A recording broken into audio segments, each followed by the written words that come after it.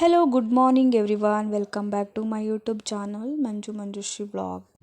ಎಲ್ಲರಿಗೂ ಹೊಸ ವರ್ಷದ ಆರ್ಥಿಕ ಶುಭಾಶಯಗಳು.